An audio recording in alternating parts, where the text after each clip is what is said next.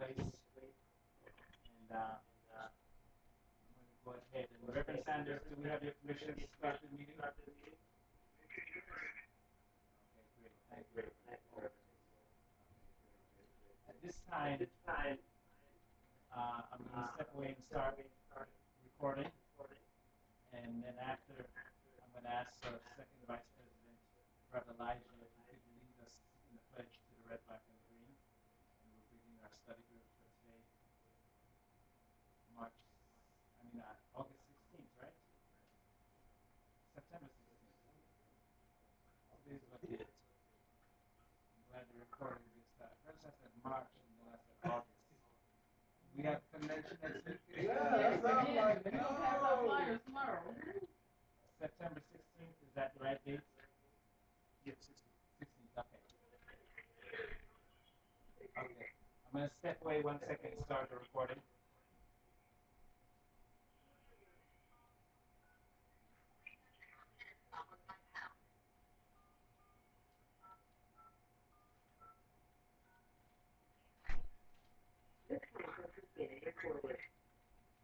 Greetings, brothers and sisters. Welcome to the Dr. Julius Nairi, CBPM, UNIA-ACL, Atlanta Division 421 meeting for September 16, 2012.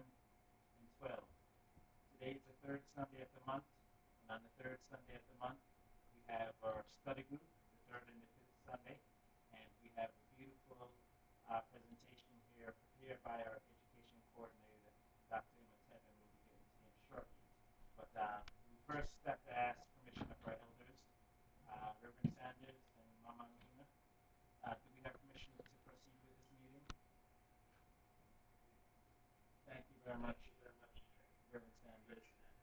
And at this time, I would like to ask everybody to rise so we can say the pledge to the red, black, and green, led by our second vice president, DJ Struggle. Place this flag. Oh, yes, we do. And listen for them to respond before we start. Greetings.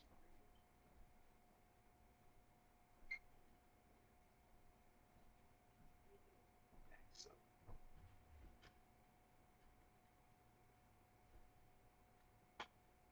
everyone with your right fist in the air. Repeat after me.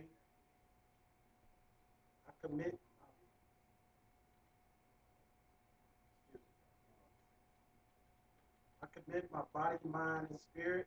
I commit my body, mind, and spirit To the protection, defense, and security to the protection, defense, and security of the red, black, and green. of the red, black, and green.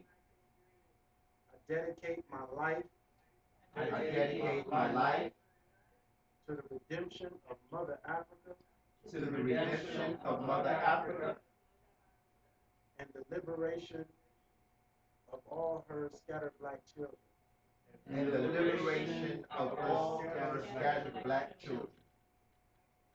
I accept for myself I accept for myself and my descendants and my descendants the teachings of universal African nationalism the teachings of universal African nationalism and promise that our children and promise that our children will be instilled will be instilled with the knowledge of themselves with the knowledge of themselves as African people, as African people, in order that the cause of our struggle in order that the cause of our struggle would neither falter nor fail, will neither falter nor fail, until all black people are free and united until all black people are free and united through one God, through one God,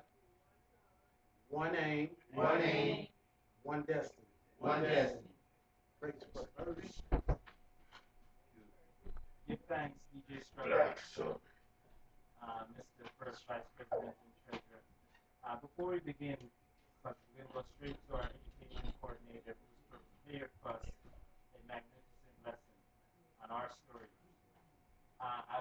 sure that we do a roll call, Sister Shelley, so our executive secretary can get uh, attendance for this call. In the office, Sister Shelley, we have our first vice president, Brother Antoine. We have Sister Essential. She's joining us now, coming to the meeting for the first time, and we welcome you, Sister Essential. We have Lady President Lisa Shabazz. Yes, Essential. Sister Essential. Okay. We have Lady President Lisa Shabazz. We have the second vice president, Brother Elijah, DJ Struggle. We have our education coordinator, Dr. Imhotep. And we have myself, Russ Marvin, here at the office. Did I miss anybody at the office? Okay. And we need to hear from everybody who's on the call now.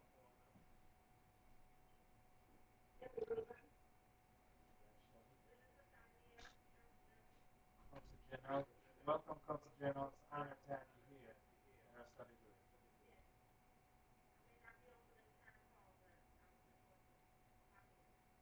Thank you very much, Council General. Okay. Who else do we have on the call? Yeah. On the call, is there anybody else? No, the team member three persons. Okay. At this time, I'd like to bring forward a brother who's been doing work in the community for years upon top of years. He has a website, rbg1nation.name.com. What is a whole university, Communiversity, for us as Black people of knowledge and our story. And because of the great works Brother Dr. Imhotep has been doing for years for us as a people, a few months ago I found it appropriate to invite him to be our education coordinator. But because we had a convention going on, we had suspended our study groups until after the convention. So this is our first study group, getting back together with our study group. And it's a beautiful marriage. We're starting off on the right way with the doctor himself of education, Dr. Imhotep.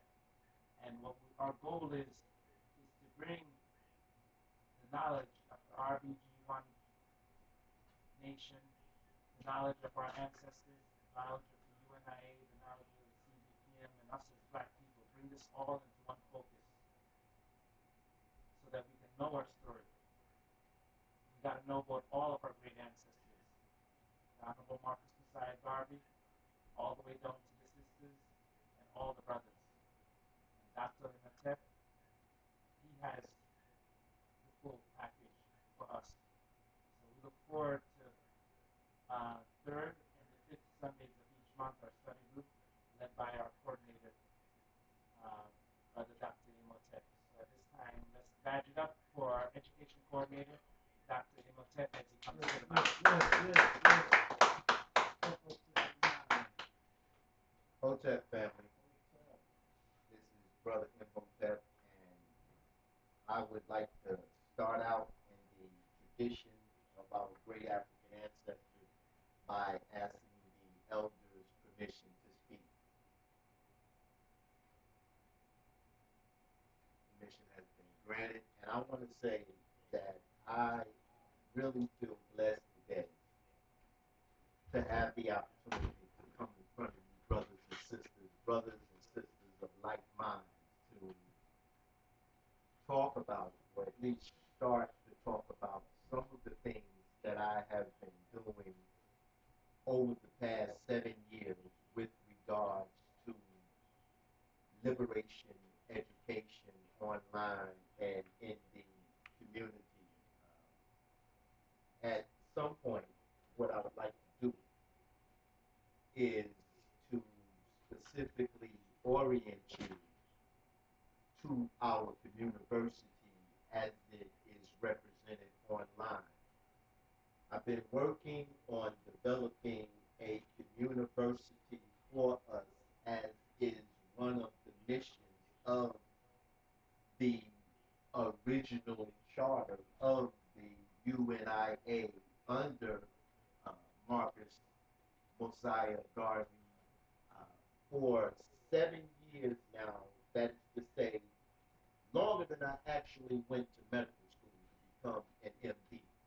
And so I've applied that same intellectual prowess to its development because I think that sometimes our people believe that, as Dr. Amos Wilson teaches, you can describe our situation and our condition in 25 words or less. Like we are not as complicated and intricate of people as anyone else. And today, I want to kind of start out, since this is my first time presenting in front of you, with some introductory information as to where it is that I have developed the Communiversity. And we call it a Communiversity because it is for the people and by the people. It is working out of a Web 2.0 or a social environment. So that is to say that the content of our school, the content of our academic process consists of the contributions of the people themselves. And if I may, I just want to say that what we are talking about in terms of, a lot of times I say that we can't think our way into African living. We have to live our way into African thinking. What that means is that we have to be on guard about getting caught up in the paralysis of analysis. The other thing that is important is that we have to be careful about putting the cart before the horse.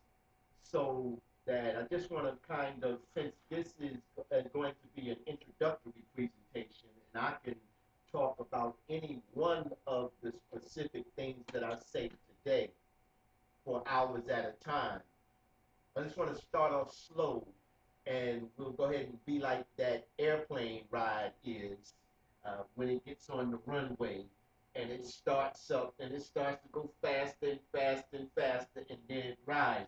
So we just starting out on the runway. So I just want to lay out some basic things, some things that are going to be prerequisites that we will go on and build upon as we move forward. But the specific title of today's brief presentation, and I want to make it brief, so I want you to give me an indicator, Brother Raz, of when I get to about 20 minutes or so left, because I want to open it up to discussion and exchange. Is the presentation that we're going to start out with is Feeding the People, or FTP. And Sister Essential is indicated to me that she is specifically, under Brother Kalanji's group, a part of the FTP movement. There's a very interesting history, to just do a sidebar about FTP, because about 7 years ago, one of my co-patriots, Brother Jakuma, and his group that has the RBG store online that you'll see, would always tell me the story about how they developed the whole FTP acronym. And so that what happens is, in medical school, for example, one of the things that we frequently used was the Socratic method coming out of Socrates. That is to say, we would have our seniors ask us a question, and depending upon how well we answered that question, they would go to a deeper layer. Now, I know, because I put the African agency first, that that's what we might refer to as the call and the response. So we're going to do some call and response in this process and let it be an exchange.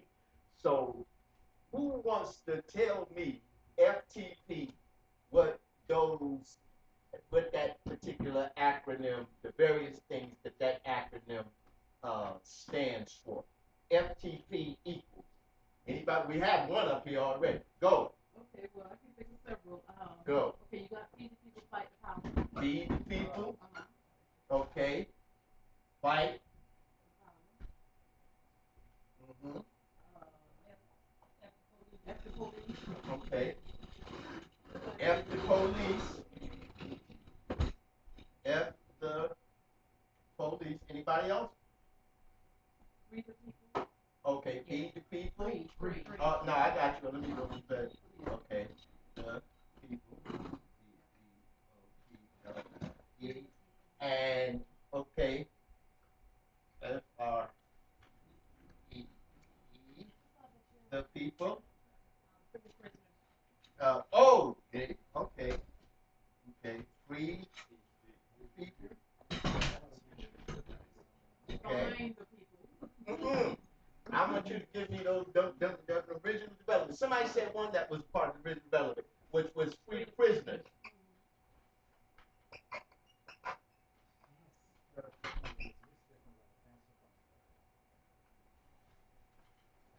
For the people. Nah, okay. I want to go with the original one. We are generating some new ones now, but I want to go with the original ones. And there's one in here that was part of the original development that we missed. Only one. And so that was good. I want to say that was great. But it's formulate the plan. Formulate the plan.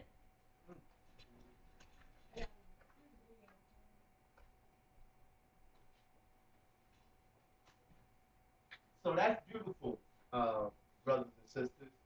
Formulate the plan, fight the power, okay, F the police, free the people, free the prisoners. Everybody begins to get an idea of what it is that we are attempting to achieve as a independent and autonomous or nationhood or nation building communiversity when we use FTP. Now I'm going to take this one off, and the next one that I want to do, because when we started this thing out 7 years ago, my self and a number of the brothers that were working with me online, I developed a group that was called RBG NBO FTP. And so that was the group. And so it was kind of like a compilation of folk. And so what I want to do now, since we've defined FTP, I'll just tell you, my brother that is in New Jersey, NBO, who is a lyricist and a revolutionary rap artist, that is an acronym for New Black Order. That's what we talk about. They talk about the New World Order, we talk about the New Black Order, you see? And so black is back in that respect. Now I want y'all to go ahead and help me out with the translation of RBG. We know what's at the top of the line because we just said the pledge, right? So, so the whole idea is I don't care, and we don't care where a person is coming from, where we're trying to get them to. However they come into RBG, we're trying to get them to the red, black, and the green. We're trying to get them to read about God. So if they come in and they want to holler revolutionary black gangster or revolutionary gangster or real black girls or you know you understand that this is what redeemed by God. Well, however you want to come in, there's a place for you. But where we're trying to get you is to read about God.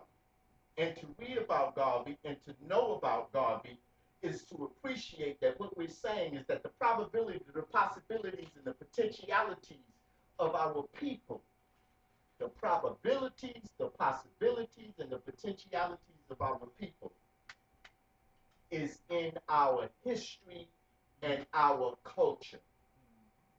You know, Marcus Garvey did, this is a little sidebar, in Canada, his course, Message to the People, Lessons in African Philosophy, where he had public lessons that Tony Martin has published in the book as the designated historian for the Honorable Marcus Mosiah Garvey, because you have a lot of people that are writing about and talking about Garvey now, but I go to the family designated historian for his works. He has the most extensive library of these things.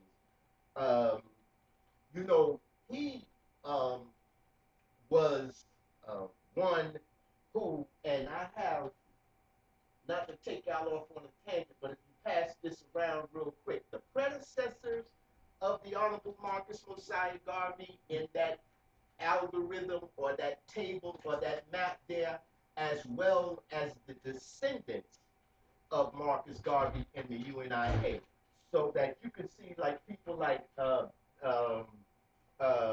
Edward Wilmot Blyden and John B. Rushwood and um, Henry Highland Garnett. These are the people that in the 1800s influenced Marcus Garvey, and then as descendants of the UNIA, you can appreciate organizations like the Nation of Islam, the Rastafari, Carlos Cook, the Republic of New Africa, so that first and foremost, we talk about, when we talk about African nationalism, when we talk about Pan-Africanism, first and foremost, we talk about being Garveyites. So I kind of gave you a translation of the RBG into the red, black, and green, the read about Garvey, the um, Riders Basic Guidelines, the Ready to Bust Gats, the Revolutionary Black Gangster. Even I get some coming in talking about rolling big ganja. You see what I'm saying? Because I'm just trying to tell you. But real black girls, but redeemed by God. But in other words, it's trying to be inclusive of all of our people. And so that's what it's about. And we did the FTP. Now, this is the other one that I want to tell you about what we're talking about. And we're all building this and letting it be the foundation of our discussion that we're going to have today and to answer this question of FTP, feeding the people. Can the black man save himself and his family in 21st century America? So, when we talk about liberation education,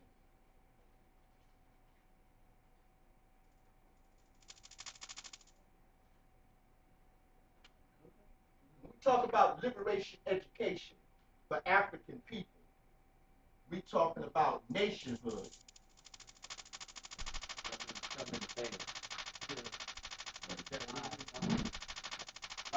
When we talk about nationhood, I have, did everybody get a chance to pick that? I have coined what I refer to as the 3 C's of New African Liberation. Those who don't know, we can talk about the whole concept of New Africa. But the 3 C's of New African Liberation. Anybody in here have any ideas? Some of y'all have been peeking around and have seen RBG. So that the 3 C's of New, I'll put in parentheses the NU because a lot of our young folks, use NU, New African Liberation. Okay? The first C is consciousness.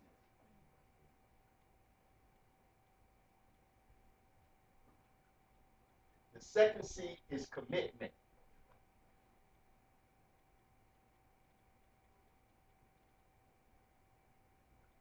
Anybody want to tell me the third C? It's conduct. See, here's the point. How we move more frequently than not is more important than what we say or what we know. We'll take it like and say it like this. Here go with his brother. He got all of the African garb on in terms of the aesthetics. He's speaking the African language. He's burning the incense. He's doing playing all of the different types of traditional and cultural music. The only problem is he get high too much, But then here go his wife, right? She got her hair straightened. You see, look at TV, when she ain't at work, half the time. But at the same time, she taking care of the family.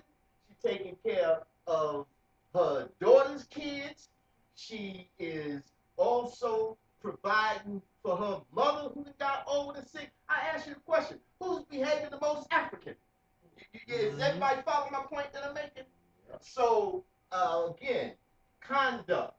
We can't think our way a lot of times into the right kind of living. See, two things we as African people do better than anybody in the world. Two things. That is, we talk and dress better than anybody in the world.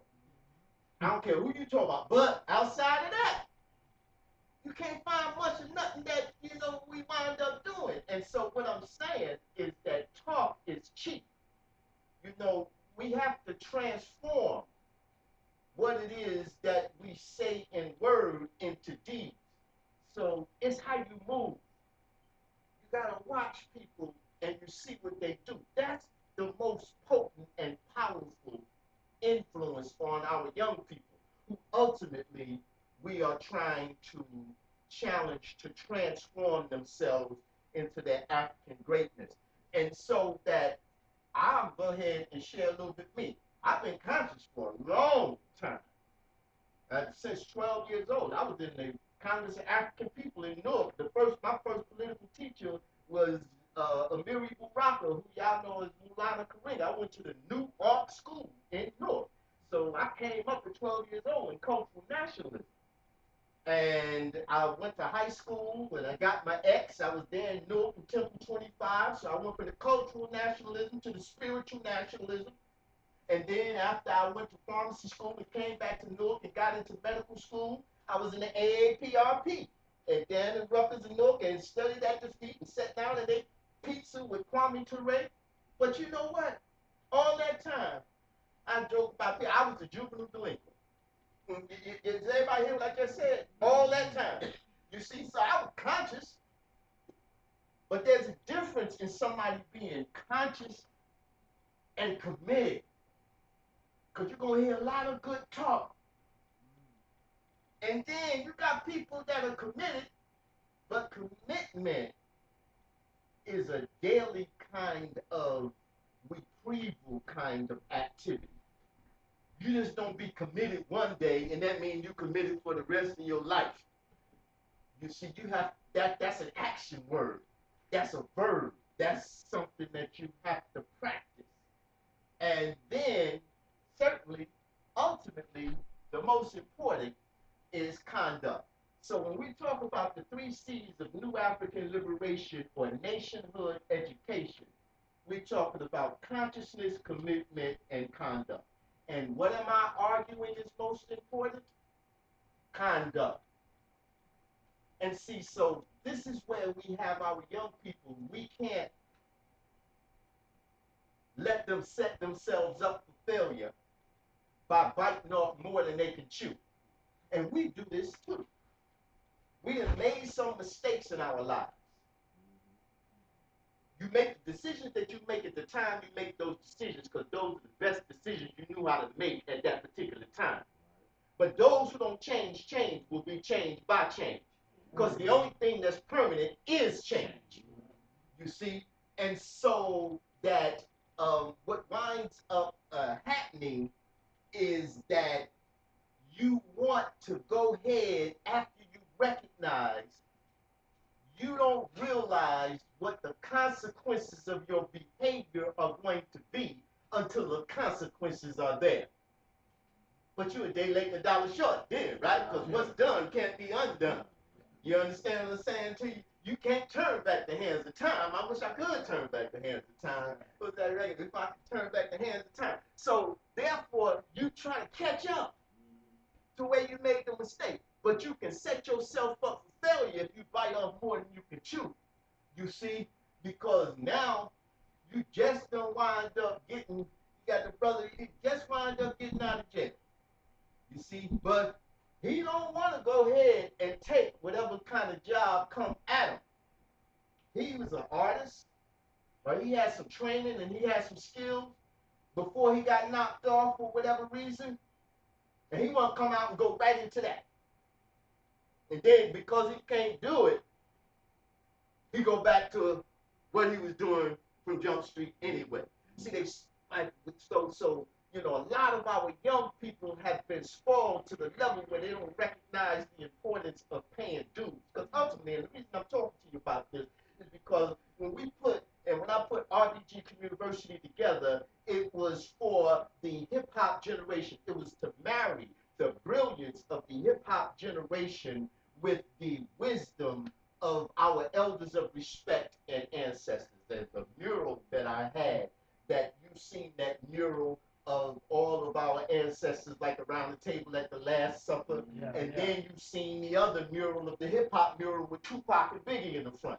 Right? When I came back from the Caribbean 7 years ago and working as a physician and was deciding that I was going to go ahead and go back into medicine here, and I looked at that mural on that wall, it made me make my decision. Instead of going back into allopathic medicine, what I was going to do is marry those two pictures together into a college.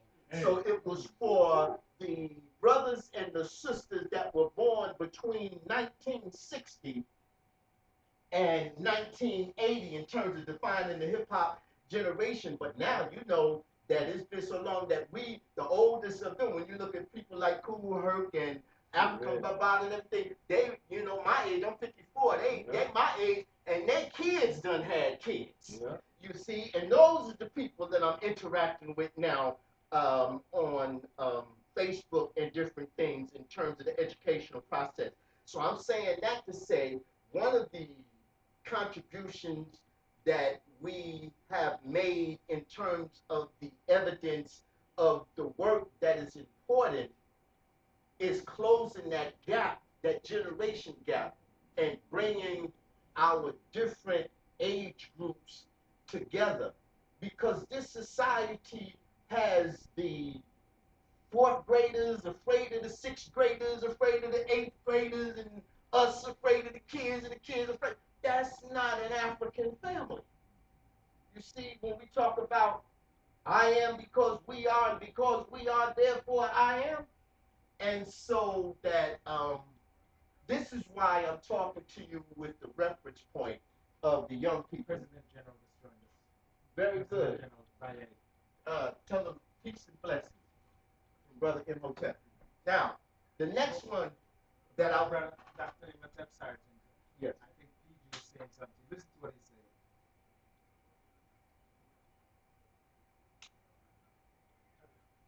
Everybody there in the ATL, and to let everybody know that we give thanks for the support that we got for the 55th International Convention. I want to encourage everybody at this point in time that the resistance is taking place around the world, that the calling of the ancestors is upon us, and it's time for all, I don't know whether everyone on the line is an active member of the government of the UNIA-ACL of the world, but it's time to get busy and to get in the spirit of the youth. Universal African nationalism is taking place. This land is the first major resource. The next major resource is us as a people. Everybody ain't going to make it, but those of us that plan to make it now got to start really showing what they know by delivering the continuation of what the ancestors have left us. The UNIA is about a couple of years away from its 100th centenary. We have a long consistency of building for African people north, south, east, and west of the world. So I encourage everybody that's not an active member, because everybody is a member, but to be an active member, you need to be a dues-paying member. I don't have long to be on the line with y'all, but I really appreciate what you all are doing. I want to say big props to Ross Marvin and all those who helped make the 55th International Convention a success.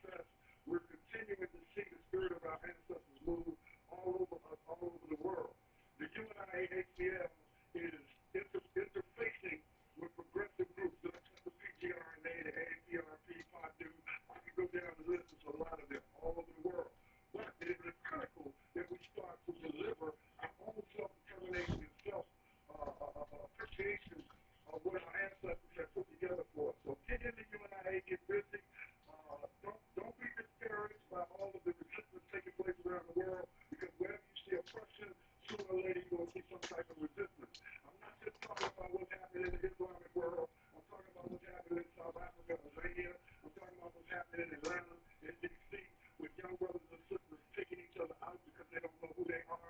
It's time for us to live and build an example. I'm not going to hold you all long. I'm going to let you get back to it because I'm up here in Atlantic City. I'm still very excited about what happened in the ATL for the first time ever. Garvey lived. Garvey was there along with many other ancestors, not outside of us, but inside of us. So as the President General, the 10th President General and the 9th successful Marcus Garvey, now elected for the second term for 4 years, I'm calling on all you brothers and sisters. It's the time for the spirit of the do-do. Ross Marvin, keep it going. My brother who was just giving the message, keep clear that the 3 C's he's talking about are critical for each one of us to look at what we're doing with ourselves. Don't look at the problem any longer. There's plenty of them. Look at finding solutions because that's the only way we're going to reverse the dichotomy of what's taking place in the world. Reverend Saunders, how are you, sir? And you know, we've been around for a long time, and it's time to not just talk, but to walk the walk. I want to see the numbers increase. Ross Marvin is now not only leading the Junior Secretary Division, he is now the District Commissioner of the state of Florida, the state of Georgia, and the state of South Carolina. And if he has not told you that by now, you need to be clear. So don't let him down in the ATL because we're moving forward. We're working with land that we have in South Carolina. We have enough land around. We got plans for land. What we need now is the masses of people. We need power. Honorable President General, we just want to thank you for your great leadership, and also let's badge it up for the re-election of our President General. All right,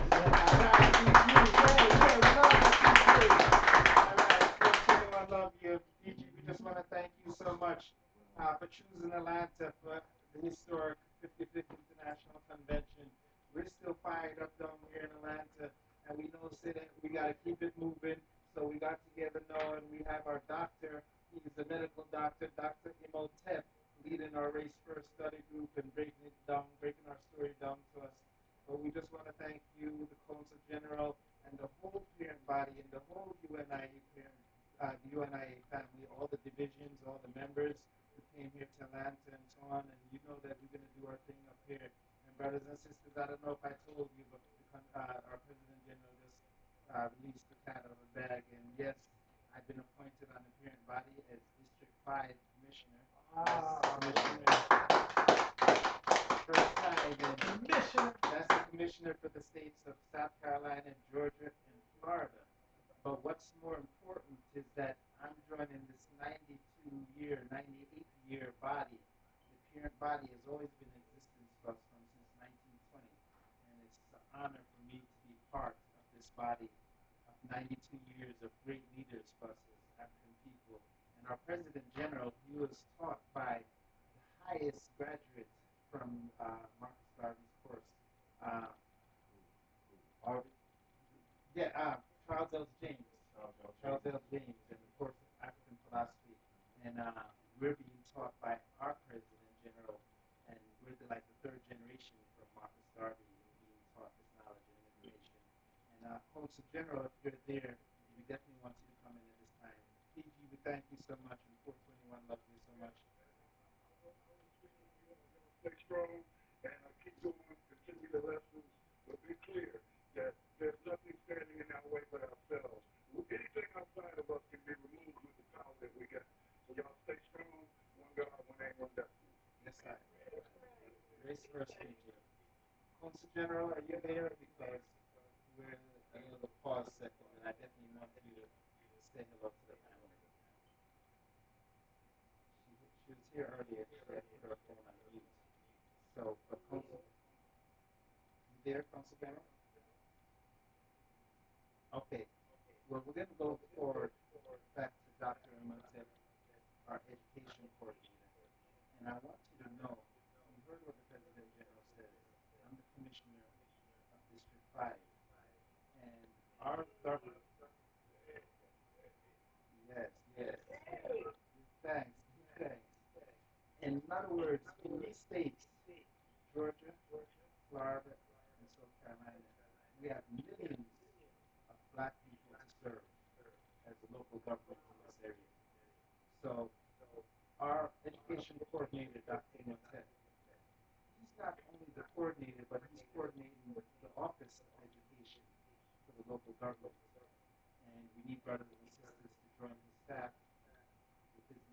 those who are interested. But definitely holler at me or myself when everything is finished. Let me pass it back to Dr. Yes. I got to move forward, but I want to commend Brother Imhotep from the little bit that I heard. It's very important for you all to listen very carefully because those of us that have gone through the fire, we're coming out as fire. We're coming out as lions. And Brother Imhotep is dropping science. So y'all pay close attention to what he's saying. Race first. Race first. Appreciate and respect, PG. Okay, so let's summarize where we're coming from in trying to build to our discussion of answering the question of can the black man save himself and his family in 21st century America? We, in doing the analysis again without getting caught up in the paralysis of analysis, have to look at simultaneously the circumstances and the situation of us as an African people here in America and throughout the diaspora from a number of different perspectives simultaneously. And I've broken them down here, and I left one out because, again, we're doing the call and response. And so I'm going to challenge you to tell me what that one is. But the analysis and the synthesis with the African agency first has to be one that is simultaneously historical-cultural, socio-political, psycho-educational, and moral-spiritual.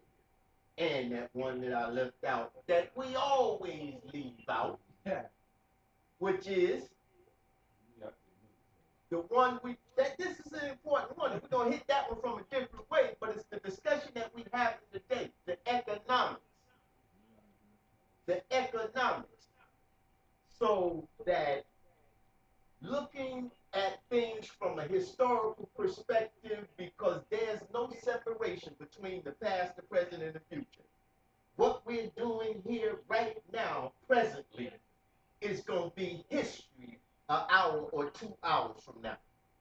But hopefully someone will draw lessons and inspiration from it that will allow it to guide our future behavior.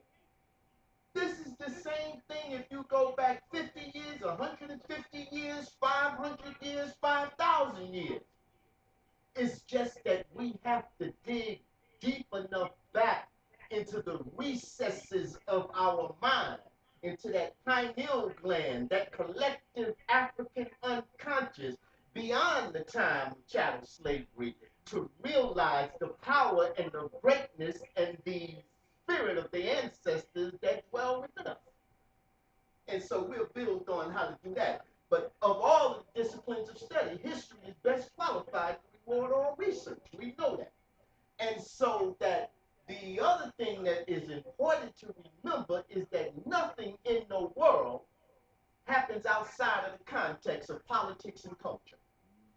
So if you have major Western religions of Judaism, Islam, and Christianity, if you are practicing any one of those religions within the context of the system, business, and culture of white supremacy, then it is going to destroy you as an African person. Did I lie yet? No. You see, so that nothing happens outside of the context of politics and culture.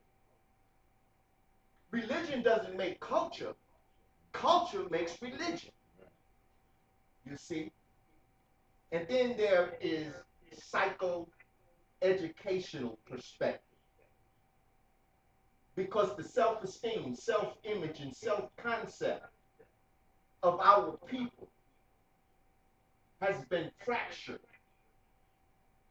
And so that psychology, human behavior, is what has our people under mind control today. Is why you got people taking belts and tying them around their waist so their drawers are showing the back and walking up and down the street. I mean, that's psychological. You see? And certainly, the foundation that holds everything together strive for: self-respect, self-reliance, and self-defense. In the spirit of the teachings of the Honorable El Hajj Malik El Shabazz, Minister Malcolm X. This is what we're talking about. And so that the moral, spiritual, the Mayadian principles, the truth, justice, harmony, righteousness, order, balance, reciprocity pursuits. See, if you subscribe to those, then these other sacred books that we talk about Western religion, that really we know are nothing more than borrowed and superimposed with somebody else's culture on top of those, make you ask yourself the question, why go out and get milk and honey when you already got milk and honey at home? Does that make sense? So that I want to say, and so we're just still building this kind of foundation or contextualizing where this discussion is coming from and how it should be approached. The President General mentioned something that was highly and very important, because at the end of the day, everything that we're talking about here is about power. And now, we're going to get to what the brother, what's your name, brother? Jamu. We're going to get to what the brother Jamu was talking about in this respect. Can anybody tell me, I listed as three. I'm sure you can come from another different perspective. But the basic three forms of power in the world that we live in, this system, business, and culture of white supremacy, this white man's world, this white world terror domination that we live in. What are the three basic forms of power that we can talk about? That's right. So we're going to say one, the ability to make war.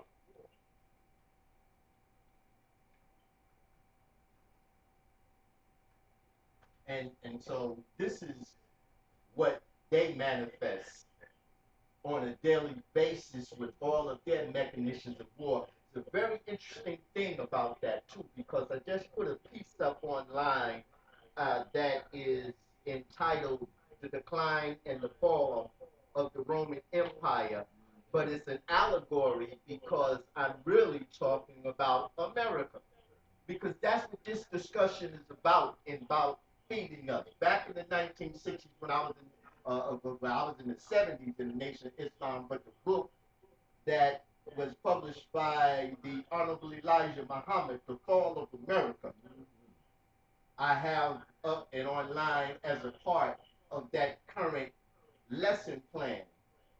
But brothers and sisters, ladies and gentlemen, if you don't know, and certainly you are the conscious among us, the masses of our people don't know because they're under hypnosis, America has fallen. That's a foregone conclusion. The country is running on autopilot. It is fallen because, obviously, of immorality of the people who ran it. But when I looked at that piece, the rise and fall of the Roman Empire, and I go back and I even study Greece, you can see that the European, and I don't do a lot of focusing on the problem, I live in the solution, but I must say that they are and were so much of their history about war and death and killing and destruction. And I'm arguing that there is a better way of life. There is an African way that actually, if the European took on our worldview, definitional system, and conceptual framework, he'd come out better. Then everybody in the world would come out better than what they are putting down across the world by robbing, stealing, and killing. You know, Elijah Muhammad had a very controversial statement back in the day that I don't hear a lot of these people with some of the denominations of the nation talk about now, when he used to say that the white man was a devil. But then if you pick up the good book that everybody try to go by and look in and then talk about what the devil do with the Gospels, he lie, kill, and destroy. You know anybody that lie, kill, and destroy more than you see going on now today. So why he can't be the devil? That's what the good book say. According to the good book, he's the devil. So, but anyway, what I'm trying to make the point is the ability to make war is power. The second one, what is going to be in this society we live in? Money is power, even though it's fiat, even though it is becoming less and less valuable every day. The only reason that America has lasted this long, because a nation ceases to be a nation when it doesn't produce anything. You see? And the only reason is because the US dollar is the world reserve currency. And we live in a fossil fuel based society. The oil is the primary one. They addicted to oil like somebody addicted to crack cocaine. So this is what they do when they get the young boys to go over there and rob and kill and steal and take people's oil. And that's why they ban things like the electronic car and everything, some things that would be more friendly to the environment, these kind of things, because, you know, it's a dope game. And so that anybody in the world that buys oil has to first transfer their currency to US dollars in order to get the oil. But because the government that y'all talk about, the Congress or the legislative branch and the executive branch and the judicial branch, that's not the government that runs this country. Who runs this country is the Federal Reserve Bank. The international banks is the one who print the money that has nothing to do with the federal government. This is the one that every time they decide they're going to crank up the printing press and counterfeit, it inflates the dollar more. So that $10 or $15 an hour you're making, every time they turn on the printing press, becomes less and less and less. Until the point, what's happening now with this quantitative easing, well, it was supposed to be quantitative easing 3, but it's quantitative easing inevitable, in other words, till 2015, they say. They just going to be printing money. So ultimately, it's going to be that you're going to need a wheelbarrow to go to the grocery store to buy a loaf of bread. Now, if you someone that off of our labor and our ancestor labor that built this country from can't see morning to can't see night for no pay, that benefits to the point where now you as a descendant of those slave masters is making a 6-figure salary, you can pay $10 a loaf of bread. But the masses of our people, hard-working people that just want the best for their children and families, sitting in this room right here, there's 2 paychecks from being homeless, can't afford to pay $10 a loaf of bread. You see? And so this is what's happening with this whole money thing. So let's not be tricked by it either. This is where this discussion is coming in at. Can the black man feed and save himself in 21st century America? The way that they keep the stronghold on our neck is because they control the money. But suppose we threw the towel in and say, we ain't messing with it no more. We're going to go ahead and trade. We're going to go ahead and barter on our terms. You see? If we collectively get together, those kinds of trades and those kinds of exchanges are more likely than you might want to believe. You see, I just want to say this real quick, and then I'll go to the third one. A person's reality, the reality that a person lives in, is based on their consciousness. That's why if you go from one environment where a group of people are about one thing, might be positive, and to a negative environment, you develop a whole nother reality. You live in a whole nother reality. So those of us who are talking about self-reliance, those who are talking about being nationalists, talking about race first, live in a different reality than those who are trying to fit themselves in and on a sinking ship. Those who are trying to fit a round peg into a square hole, or a square peg into a round hole, however you want to look at it. It does not fit. It is a fantasy. But because they control the money and everybody needs food, clothing, shelter, and energy to survive and to thrive, we wind up chasing after a dream that is antithetical to the African way. I mean, I'm not anti-education, obviously. I'm a physician. I mean, I went all the way to medical school from A to Z. But at the same time, that's another discussion. But, you know, outside of the dollars and cents, allopathic medicine is not all it's made out to be. I mean, for emergency situations, it's the best kind of medicine. Accidents, gunshot wounds, stab wounds, these kind of urgent things, you could say emergency medicine. But in terms of chronic diseases, it's not the best medicine. The pharmaceutical companies and the medical, and I'm a pharmacologist, I went to pharmacy school, medical, so I just tell you, the medicine kill you.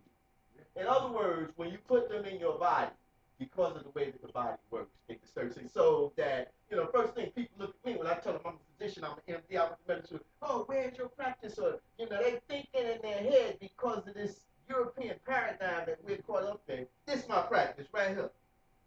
You following what I'm, yeah, everybody following what I'm saying to you? But this is how we want to look at it. Okay, so we have the ability to make more war, money, and what is the third one? Something that I'm doing right now. What we always say, that's power. Knowledge is power. Knowledge.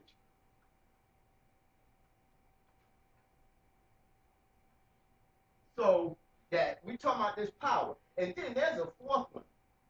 And when I had those other factors of historical, cultural, social, political, psychoeducational, moral, spiritual, I let y'all about that. That's what I said that economics is that what we're talking about. You know, because I believe that whatever your politics is in your mind, you cannot express them unless you have the means to express them, which translates in the society or the reality that we live in, of having that, you know, economic power or that, you know, money power. Individually, we are poor, but collectively, thinking from a collective perspective.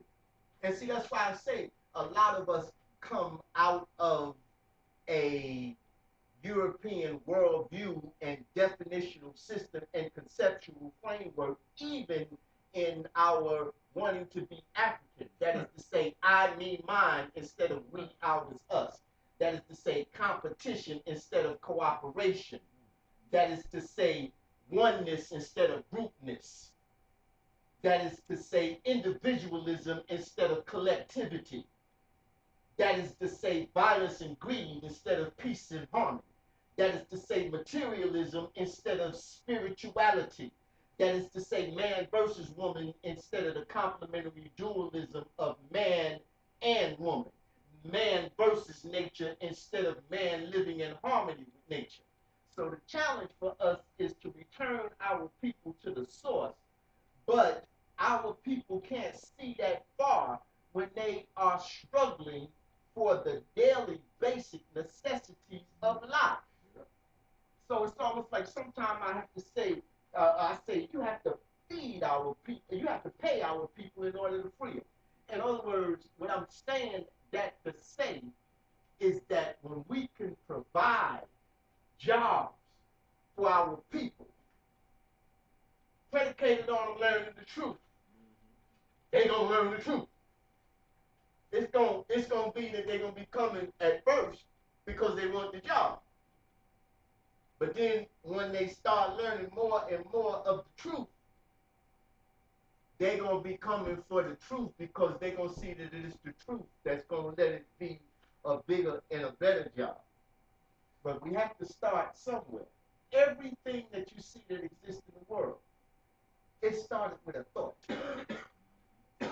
And then the people took those thoughts and those ideas and they pursued them. And so that whole thing about, that rise and fall of the Roman Empire, it was like the longer than usually empires usually last 150, 200 years. That's why America going down now. But that one went 600 years. But all of the people that were fighting against them, and they say that the sun never set on the British Empire. The British Empire was so large when the sun was set in one place, they were spread so much through the world, was riding so well, they don't exist anymore.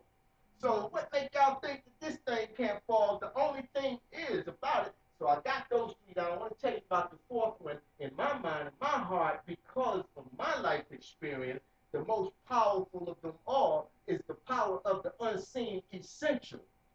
Some call him God, some call him Allah, some call him Jesus, some call him Jehovah in the traditional African way. We call him Nakumpo, we call him Oshun, Shango, but I'm talking about the power of the unseen essential. Because it might seem like the European got all of the guns and killing machines, mechanicians, and wars, nothing that we can do. But what he has more than he has anything else is the injection of, and I'm going to give you this one, and then we're going to go ahead and I'm going to say a couple of things there, and I'm going to round it off, because what is, we talk about the um, three, we talk about the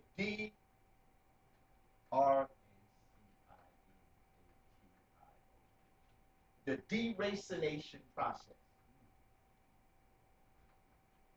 This is the one I want to talk about, de-racination. We know that this whole idea of race is one race, the human race, and it has its origins in Africa. We know that this is a European creation, this thing of race for political, economic purposes. But having said that, the de-racination process of African people had three sequential steps. And they were, one, de-Africanization, two was dehumanization, and three was inferioritization. I want to say a couple of things about those.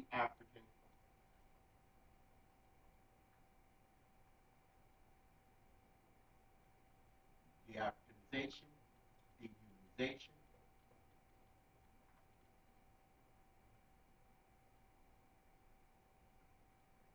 and inferioritization.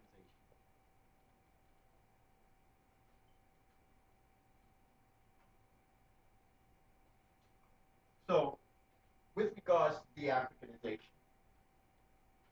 because this is the Europeans' evil genius three-step process of stealing away who we are, who we were, and it goes on right up to the present day. It has not stopped. And it's this commonality, because we have a lot of differences.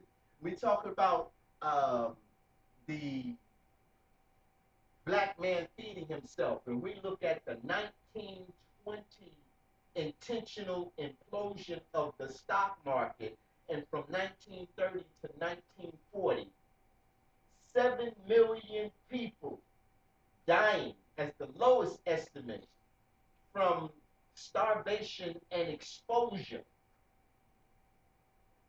I got it. Starvation and exposure.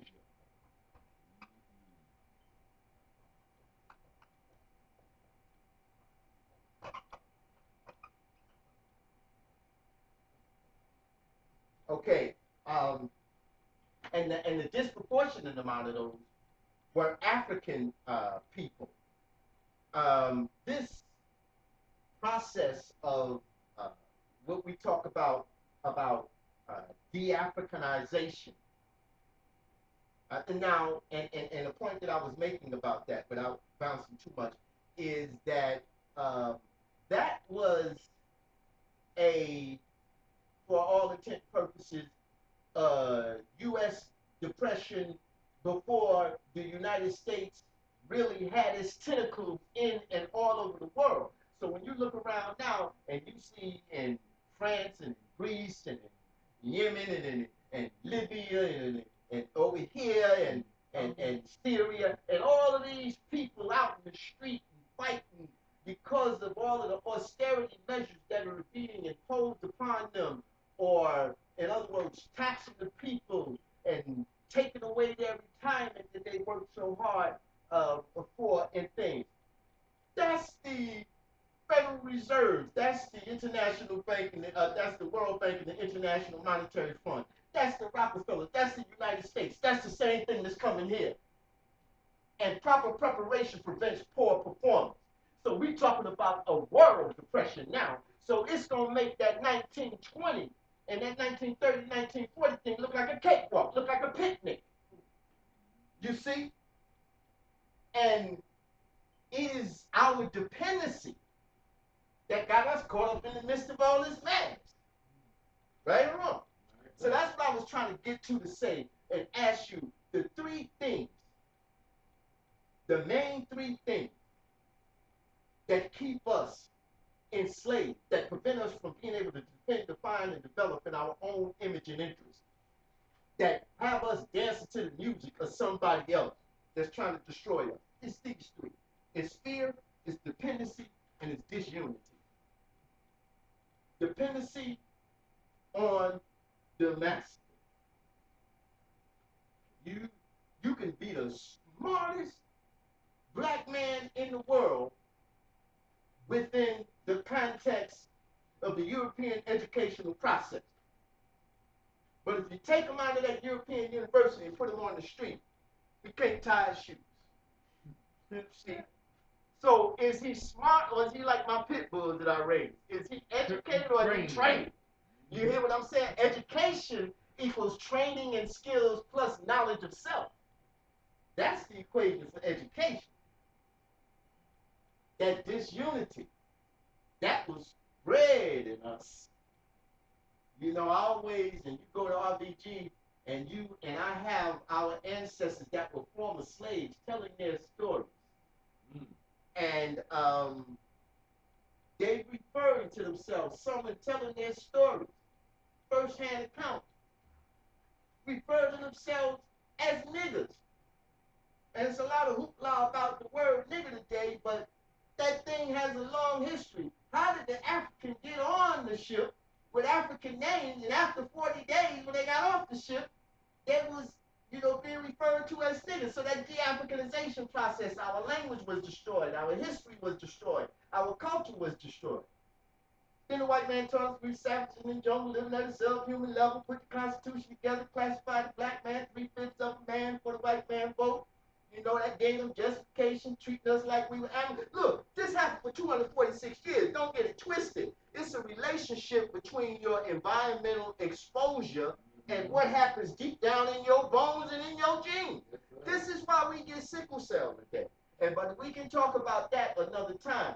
So I'm saying that the process that has been injected in us, the reason that you see us so fractured today, despite the fact that we're the most beautiful people in the world. I'm the Nation Islam, we should say, black people are not ugly. They just confused. And as they develop more consciousness, you see them starting to shine. You see, and things clear up because confusion clear up. But, this gave them just came. Father of this country, George Washington himself, is on record as trading the black man for a cake of molasses. Yeah. Right? And so we began to be a people as a result of that process that hate ourselves, especially a dark one, a black one like me. Even when I was coming up in the 70s, when they get mad at me, you black nigga. You see what I'm saying? That was supposed to be a put down. You see? You call me black now, that make me feel good. Yeah. You see, I'm getting ready to open the can of whoop behind when they did it back then. You see, I mean, you know, the color stratification, the whole kind of thing. You know, had that, you know, halfway mulatto thing because of all them child molester slave masters that was Thomas Jefferson and all of them raping our little young daughters. There was kids that they were doing that to. You see? And so that, you know, it made us hate ourselves. We hate the texture of our hair. We hate the thickness of our lips, the broadness of our nose, the blood of Africa that ran through our veins. This is why. And then they try to tell you some history, and they want to start out with slavery, and nobody wants to start out by seeing when they were a fractured and pathetic kind of people. And so that's why sequencing is very important. Then dehumanization, they had to make us appear in the eyes of the rest of the world to be less than human beings. So they did everything with their social scientists and their researchers to study us. Everything from the size of our skull to the size of our penis to say that we were inferior. You see? So it was what we call solipsism, coming from the word solo, that the normal yardstick that you should measure everything against is the 75-kilogram white middle-class male. And if it falls outside of that particular measurement, then it is abnormal. So they look at the black man's penis and say that the black man has a grossly enlarged abnormal penis. Why your penis just gonna be small? You understand what I'm saying? This is what I'm saying. But anyway, and then there is the inferioritization. Us accepting the white man's declaration of inferiority. This is why you see people, you know, running around, you know, with their pants hanging. There's this whole process of niggerization. And so that the reversal of this process is obvious. You take off the Africanization process. You know, that's why you talk about rehabilitation. Rehabilitation presupposes that you knew how to act at one time in the first place.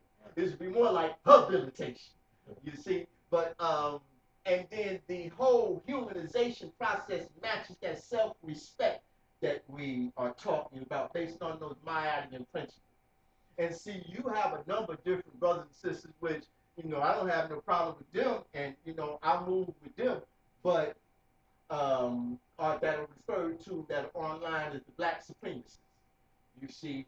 But I say that I refuse to allow myself to be put on the same tier as a Garveyite and as an African nationalist and as a Pan-Africanist with the Ku Klux Klan and the skinheads and the neo-Nazis, because we don't denigrate and hang and lynch and boil and oil and tar and feather anybody, you see. So that is, you know, my whole thing with that. And so with those things in mind, I have online, and if you put in RBG Communiversity, whether you land on a YouTube or whether you land on Scribe or a SlideShare, the best place, the closest place is Facebook. RBG Communiversity and Facebook, if you're on Facebook. The first document you'll see is entitled Essays for the Study of FTP, Feeding the People.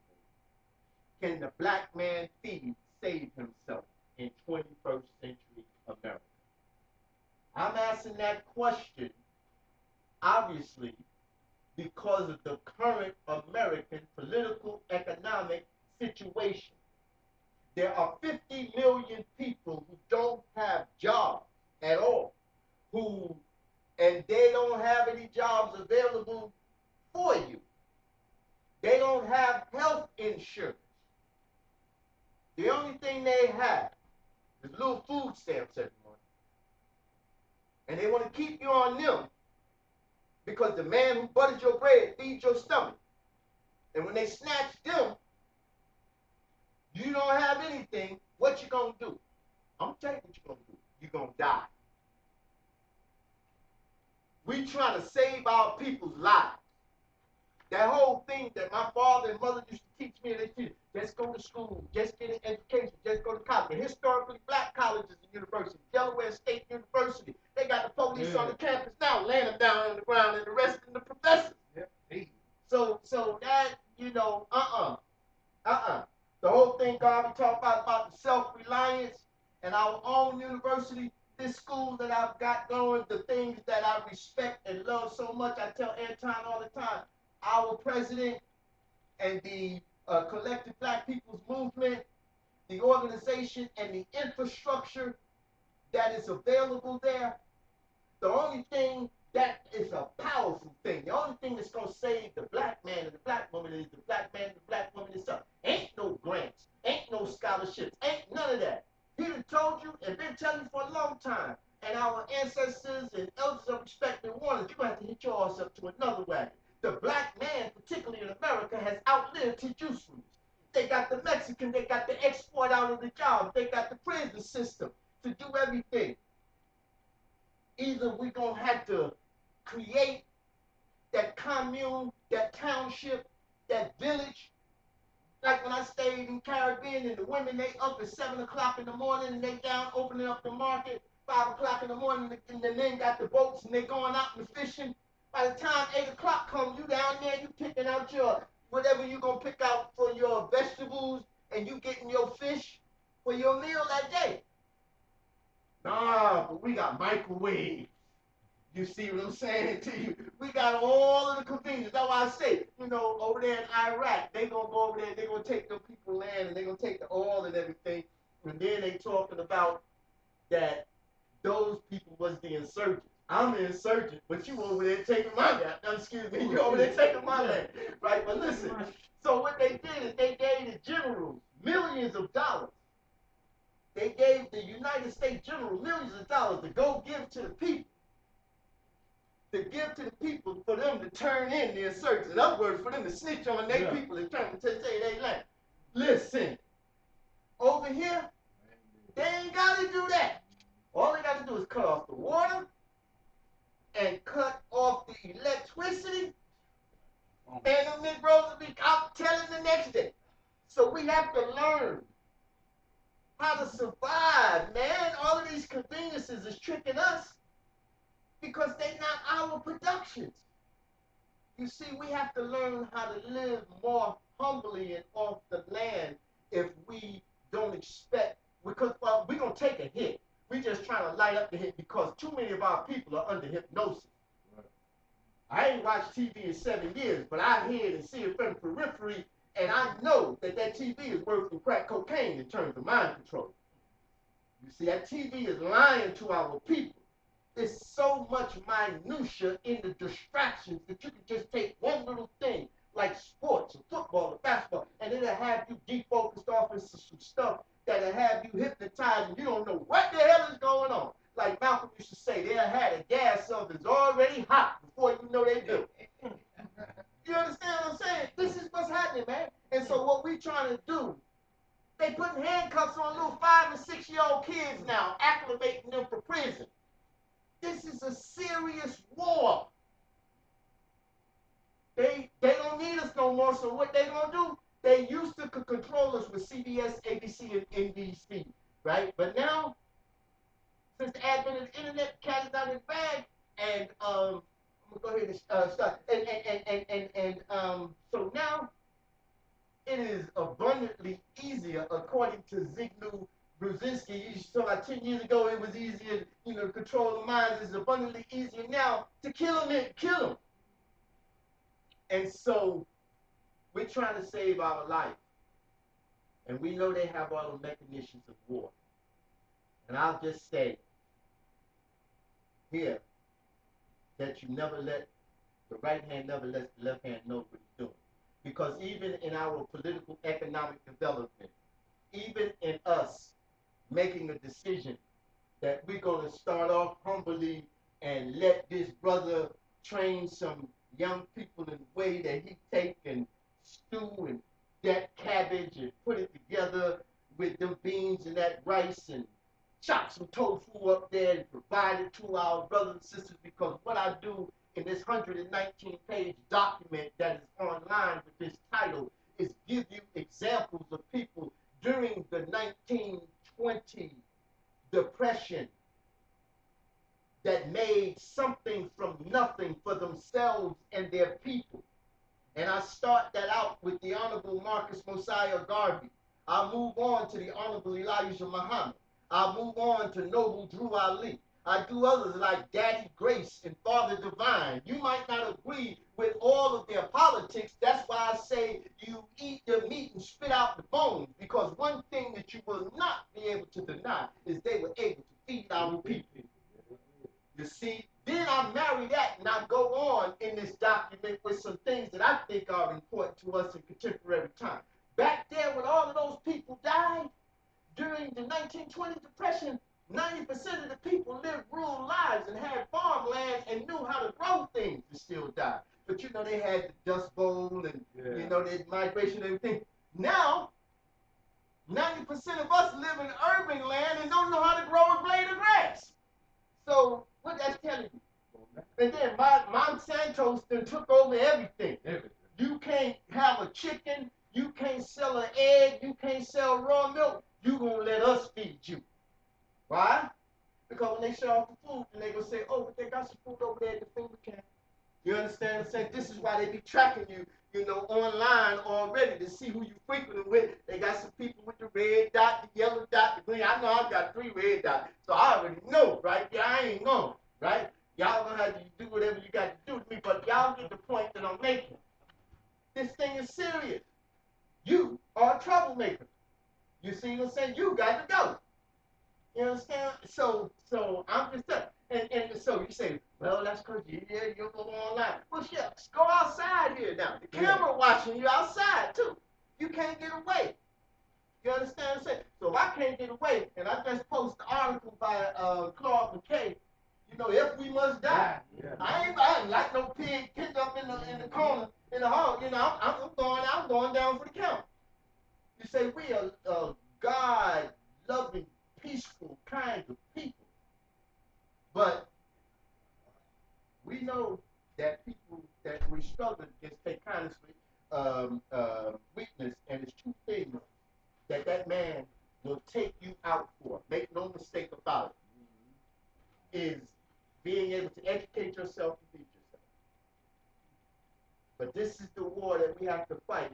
And as Garvey had ship lines, he had grocery stores, he had laundry mats, he had printing presses.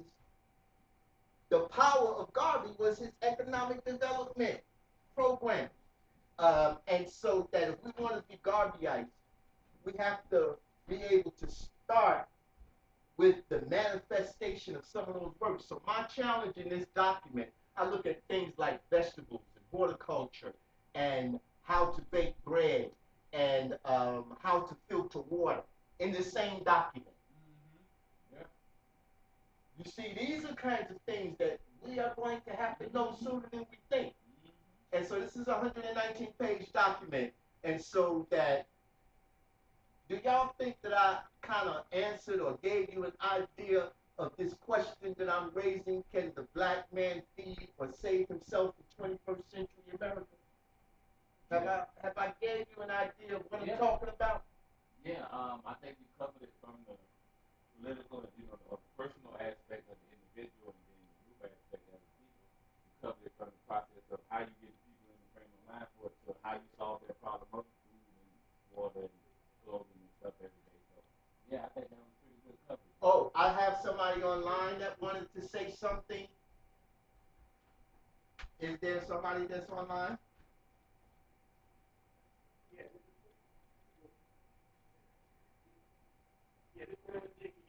Yes, I can hear you, and I have it turned up. Okay, yeah. I haven't seen the document, but I think the last statement that you said definitely is right on the sense of Garvey has to really build an economic foundation. All the points you were saying, there are people doing it, but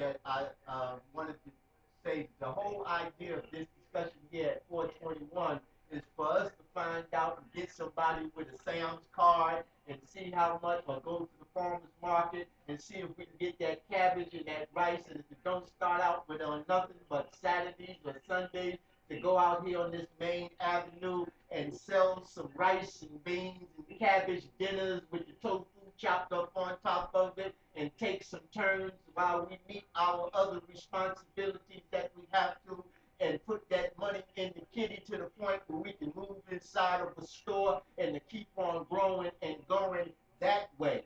So that this whole presentation was actually for us here at 421 to make some concrete, practical moves in that respect. Yeah, is the whole plan here, and to continue to build on it. And I would think that definitely the collective black people's movement, what Ralph Marvin has done with the skills and talent database is very critical. We need to bring it up to a 21st century usable document. I think your document and his document need to be merged, and then we need to fund the implementation. I think that that's the part where we come up short. Yes, sir. Fund national implementation. Can be done volunteerism, done on, the do for the good. We have to understand that our people are now, that we have integrated their name, their number one priority is convenience and price. They're not looking at a black, that is there in a subtext, but as a foundation it's not there. So, as we plan African nation building, we need to control resources and capital. And we have people doing it in different frameworks. We have a Harvard shop. We have FTP. We have Yes, sir. different movements, but one of our challenges is we don't unify across these different movements. Everybody's in their silos doing their own thing. Right. But they bring 1,000 nationalists together, and everybody put their egos aside and just come forward. We have yet to do that. And so, that's my question is, how do we move to that level? Yeah, let me share something with you from my perspective in responding to that I have observed over the 7 years of working with the people, and it's this, and it actually grows out of my own personal and professional educational experience and background, and it's that ultimately a person's political decisions are going to be based upon their class station.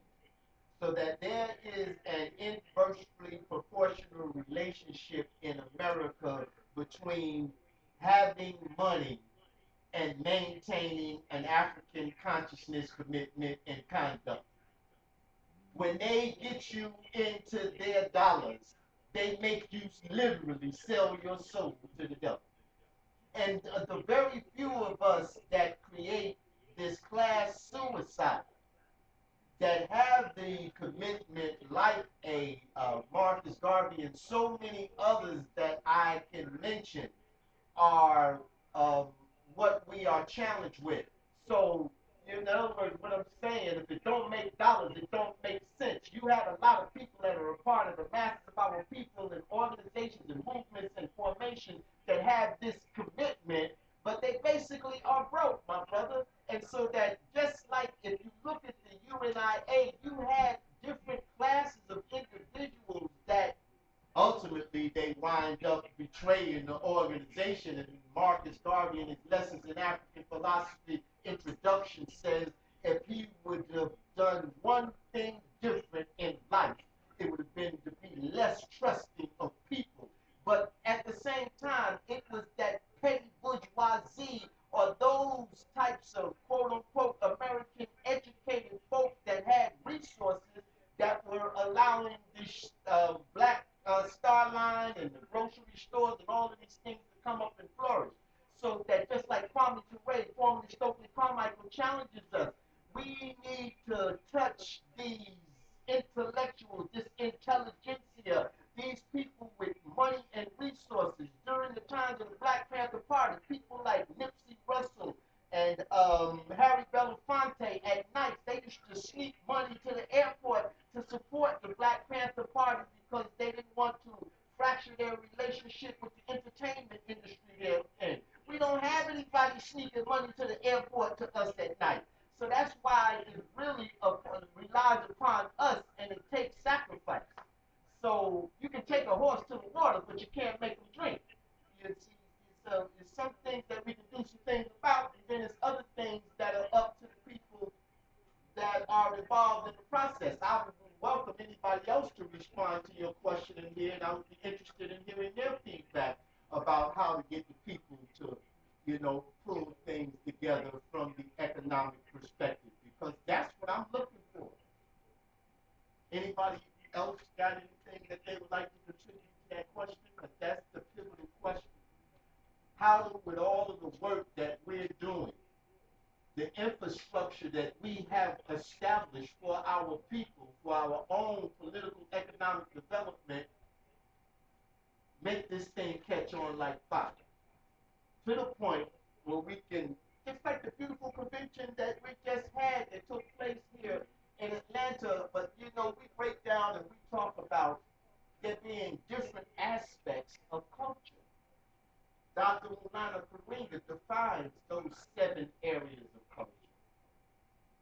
And when we talk about history and politics and sociology and aesthetics and spirituality and the education and the certainly the economics is the one that we're discussing here that we so frequently forget about. People pull out and they take one of those aspects and they want to run with it, when one without the other is like cereal without a spoon. And that 7th one is in that ethos, all wrapped in that African agency first. A lot of times they've already ran the trial balloon. When they did what they did by blowing those levees and with Katrina and left them brothers in them prisons and jails, county jails with misdemeanors to drown. And them people had water up above their head. And they tried to move, the black folk tried to move up out of that water. The white people held them at gunpoint and turned them around. Yep. And so that most people never leave a 50-mile radius of where they live. So as far as most people are concerned, 50 miles is their world. So for all intent and purposes, those people that were down there in Louisiana when Katrina took place, for example, that was the end of the world for them.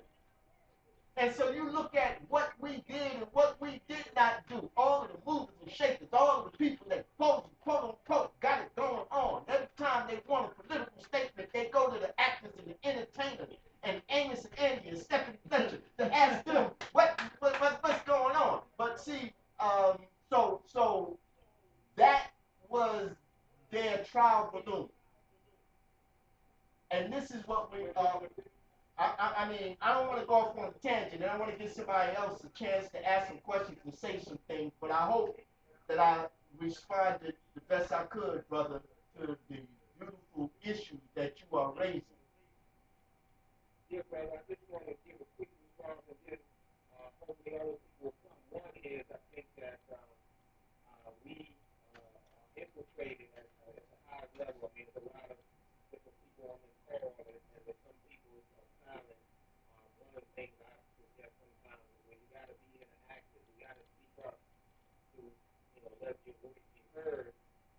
But I do also think it's some agents on and people who are here to hear what we're doing. I mean, infiltration didn't end with Malcolm and RB and Dr. King, and it's still happening today. That, to me, is one of the reasons why people with African-centered and cultural thought, as we, Bobby laid out, organization and unity is key to empowerment. Anything short of that, we can talk rhetoric, we can talk philosophy, ideology, but if we don't have a system of unity and organization, then you be just a lot of high. And that's what it established to be, a lot of high there at this point with the mathematical people. And so I just want to say, brother, thank you for the work that you're doing. I appreciate it. We have to keep pushing, but I do think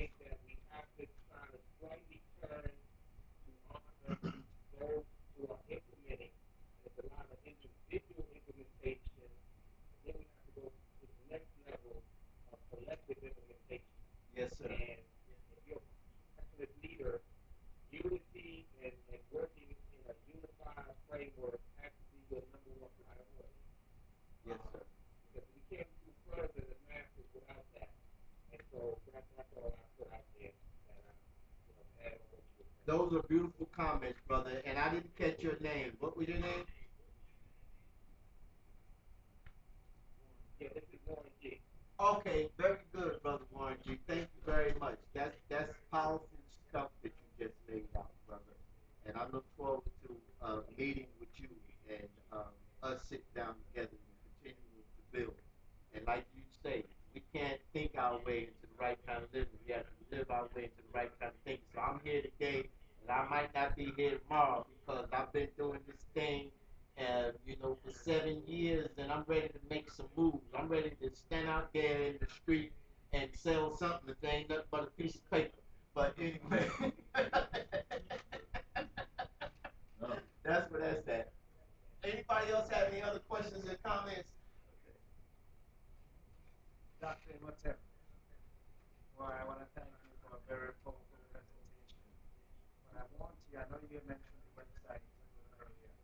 I want you to give out the website and also give us a homework assignment to read the latest and the documents you was talking about earlier in the meeting. Yeah. Or basically read the first few pages of the 119-page Can the Black Man Lead, Save Himself in the 21st Century? Yeah, it's another thing that I mentioned that I was talking fast, but I wanted to say that in that document, if you just put in RBG Communiversity and go to Facebook, you'll be able to access, click the document, and download it.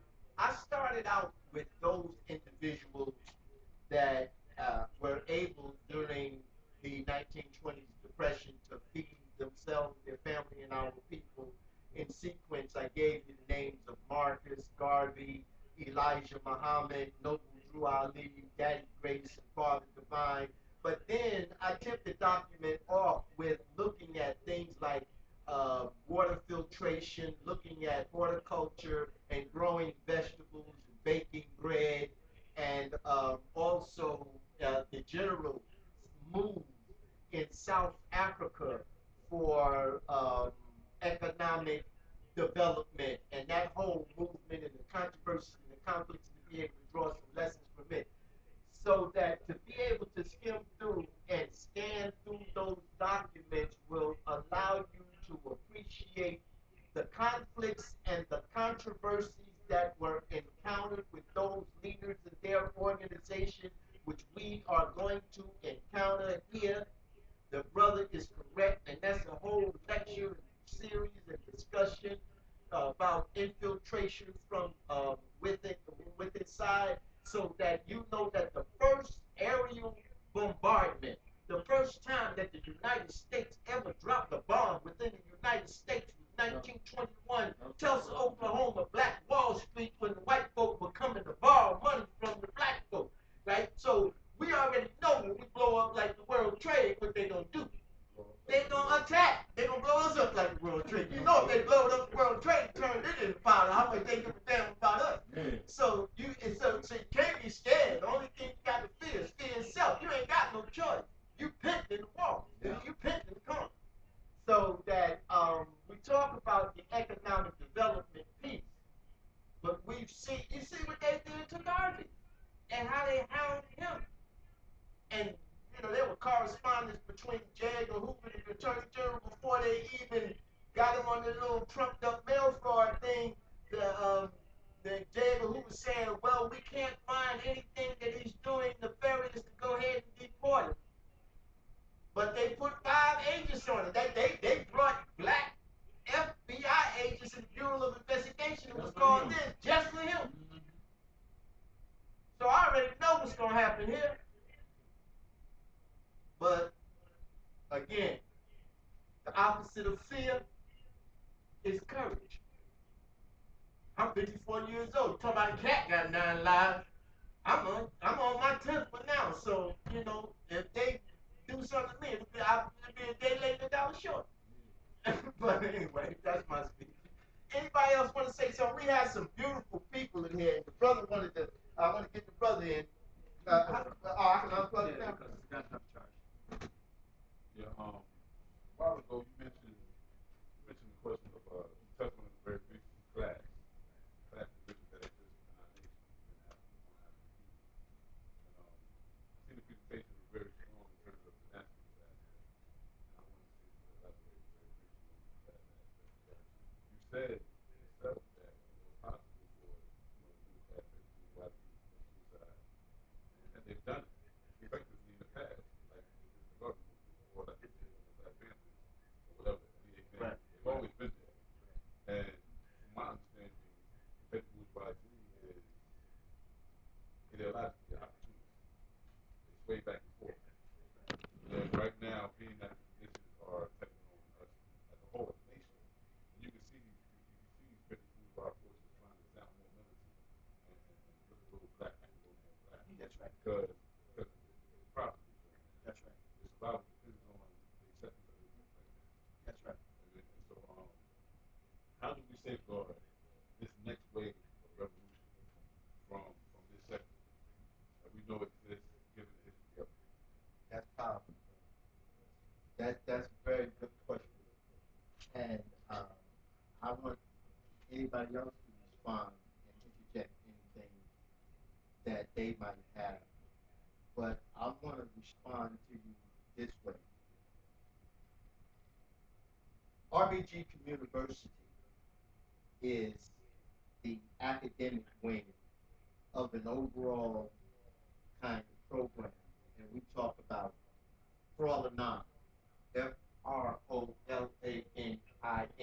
That's the Front for the Liberation of the New African Nation. This was a document that in its original form was a Marxist document that was written in the 1970s by our freedom fighter Jalil Muttaqin. But that document was adapted by myself and transformed by marrying Dr. Amos Wilson's Reclamation Black Self-Determination, Minister Malcolm X's Organization of Afro-American Unity, the work of the Universal Negro Improvement Association of Marcus Garvey, and transformed into a nationalist pan-Africanist document which deals with the sequence of the whole liberation process. And we talk about, in sequence, class struggles for national unity for national unity for self-government, and self-government for national independence. So this whole issue that you're asking me with regards to class struggle and referring to the quote-unquote petty bourgeoisie or the cultural nationalists or the black capitalists draped in red, black, and green is something that we've been dealing with historically and will continue to deal with. But that's why we have to be well-versed and concrete in our ideology and our politics such that we don't dance to somebody else's tune, but they dance to ours. So that is to say, we want to unite and bring in all of our people. I was just telling Brother Anton before we started this meeting, everybody is not going to be a hardcore, staunch political or revolutionary nationalist, but there are brothers that work for Bell South and AT&T and these other companies that know how to run a power line, that know how to run a sewer line, that we need if we're going to cultivate the land that we're talking about, that this thing is based on. And so that we need to call upon those types of talents. So like Kwame teaches in his lecture that I would recommend when we exchange emails and I send to you, he deals with this particular issue. We have to show our intelligentsia and these people that you refer to love and give them the benefit of the doubt. I'm paraphrasing him now. Because we need them.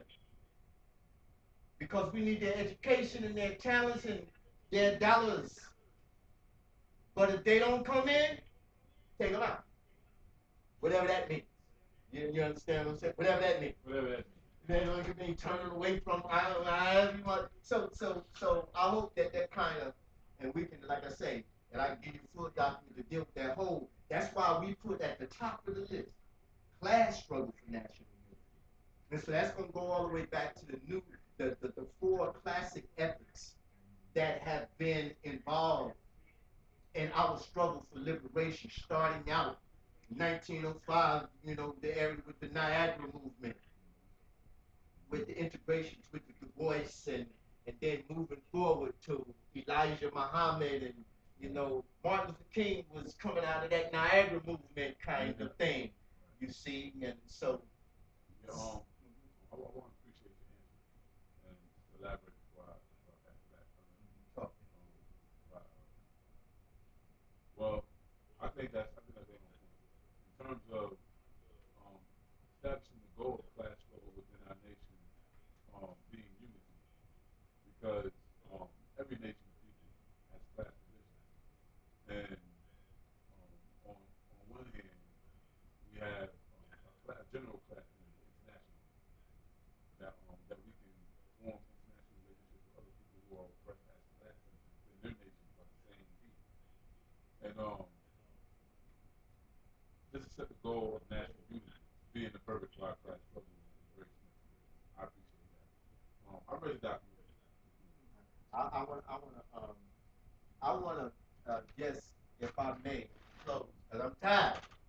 I want to put that in because I want to bring up, and I just want to share with y'all that 119-page document. I got like a 50-word introduction, and it'll give you the feel for it, and hopefully it will inspire you to go to it and find out more. And I think that it will be an excellent summary to what it is that I just read here. Is that homework? Well, the document is the homework, but I just want to give you the intro, if I may, right now. It looks like it's trying to open, man, but your computer's a little slow because the intro was, let's put it up, but we had it. Oh no, this yeah, there you go.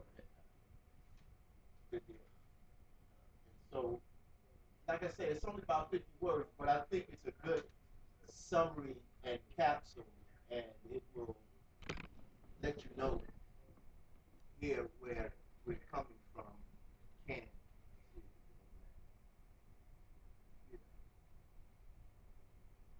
great. Okay, we got it cooking now. Oh, there you go. Let me see if I can scroll. Move this to scroll too.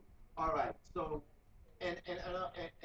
you guys, since we got a little small group here, I was inspired by this by a brother who did a beautiful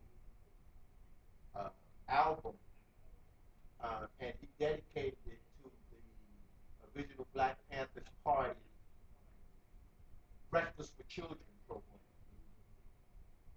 and it served the people.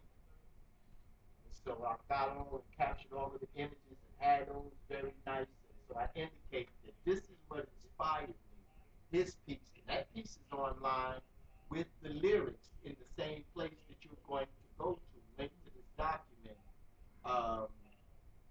to be able to read and see and appreciate. Because, the Black Panthers Party did that. Okay, here's an idea. From city to city and coast to coast, every black person who is presently struggling to make ends meet, the working poor, our working class masses, the unemployed, the underemployed, the unemployable, including those young able bodies presently dependent on some form of government assistance. Let's build our own political economy based upon our skills and abilities, all of which that have been exploited heretofore. and services to sustain ourselves, food, clothing, shelter, energy, education, and recreation, and even sell trade with those that have and are currently exploiting us. Is there a landowner in the world willing to donate land to this cause? We all migrate to that land area and cultivate farmland and build villages and townships. Or are we too dependent today? Are we too helpless and hopeless? Can the black man feed, save himself and his family in 21st century America? This is what these essays are about. Looking at the lives and times of some of the persons that made something from nothing for themselves and black people in economic depressions of the past. As you may not agree with the politics of all of the persons or groups I present, I suggest that you eat the meat and spit out the bones. My intention is for one major theme to shine through. They were able to feed our people, and thus you should sift and filter according to the politic, according to your politics, and nonetheless draw lessons from their life work in regards to the topic at hand. And so that this is the introduction that I provide to that document. And like I said, if you go on Facebook and you do RBG Communiversity on Facebook, you don't have to be a member or my friend or anything. It's the public kind of thing. You'll see the document right there. It's going to take you to where the document is housed to Scribe, and you're able to download.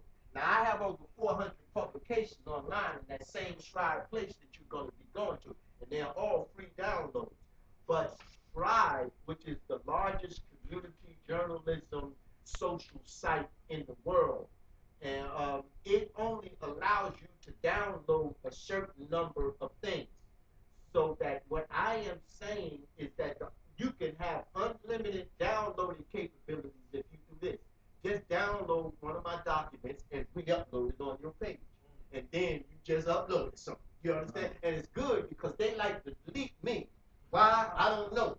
But you know, when they delete me, then the document is gone, and I'm linking everything. So when you click on the link, it don't go nowhere. But if one of y'all re-upload that same document, when it go back to Scribe, it's still gonna bring it back up. Yeah. You follow what I'm saying? But you know, see, you don't let things stop you. The brother was talking about, the brother Warren G was talking about how it is we pulling things together and getting, together and kind of thing. I've been struggling with that, but I never let it stop me in this respect. I said that I know that I can take over these search engines. And when people put in RBG, when I started 7 years ago, and I put in RBG, I had the one dead press picture that came up in Google. Oh, yes, sir. Oh, hold on. I think we got disconnected. Somebody's on the phone? No. I heard it vibrate. Yeah, hold on. We need somebody to call in. Let me, something disconnected us. Oh, yeah, because I heard it vibrate like somebody else had called. But those documents are free and online. So the 400 publications that I had that I've been working on 7 years. And what I'm saying is that if I couldn't get other people to cooperate with me, I have, and I know how to take over these search engines with this search engine optimization. But I need other people to cooperate with me. You can't get your people to do it because everybody is, doing things black from an individualistic perspective. I got 5 YouTube channels. You understand what I'm saying? So when I do video linking and video responses, I'm responding to myself from the 5 different channels. You follow? And it's taking over the search engine. So I'm saying you'll be surprised at just how much 2, 4, 6, 8 in here can. That's all you need to start out with. That when you're talking about you need this whole lot, but see, this is the thing that I did want to say to Brother Warren G, and I finally shut up and stop this thing because I talk too much. But it's this. Is that Marcus Garvey and so many of our people, they use that tactic, and it comes out of our spirituality, and you can go back all the way to the slave songs, to the spirituals, to the blues, that whole church kind of milieu to raise funds for the people, because our people are feel good people. You got to catch them when they're there, man, because you can give them the fired up speech and they go clap and boom, boom, boom, and they be sick. And then that's on a Sunday, and then from daggone Monday to Saturday, they're going to be right back at the same thing that they were doing. And this is why in the Nation of Islam, Elijah Muhammad used to teach this when I was there. They used to talk about how if you let that man go, because you know they're drawing from, you know, the underclass and the street stuff. If you let him, he gonna be right back doing the same thing that he was doing all the time. And I'm saying by the grace of God, you know, my whole juvenile delinquency, you know, wasn't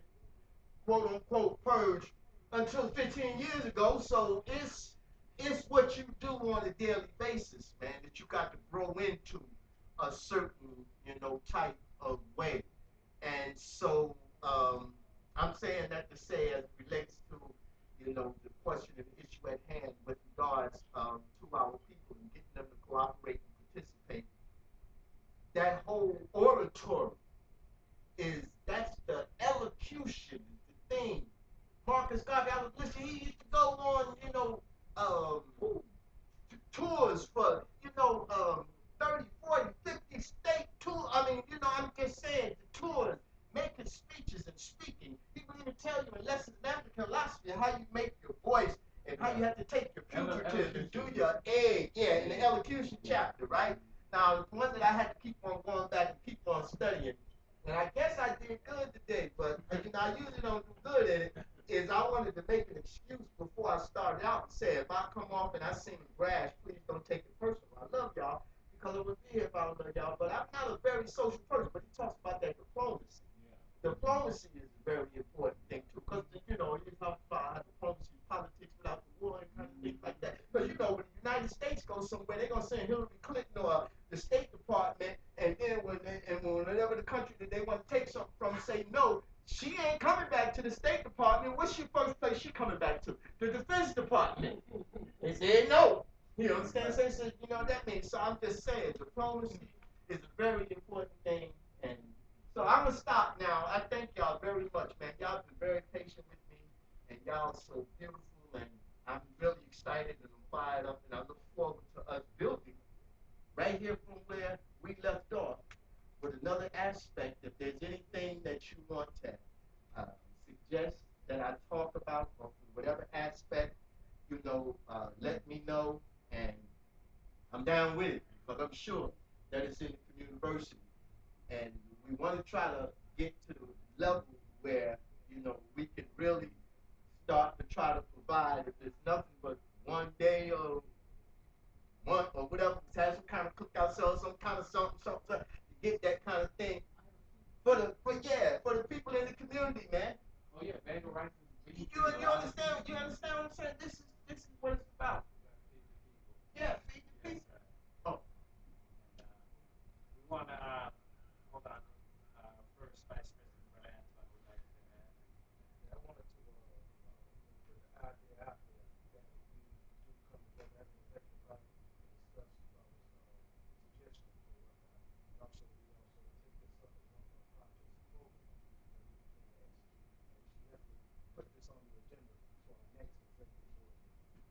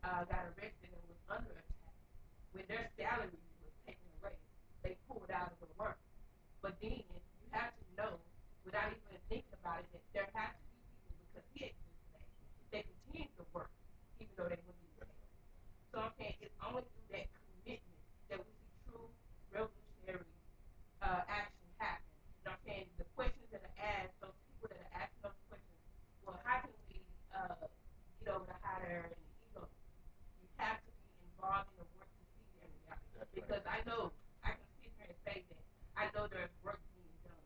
I don't have to ask those questions. It's only being a part of the process in a true way that you can see that reality.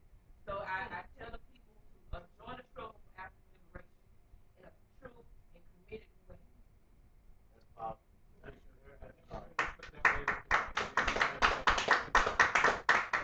Let's badge it up for Education Coordinator Dr. Imhotep for a beautiful presentation on can the black man feed and save himself in the 21st century America.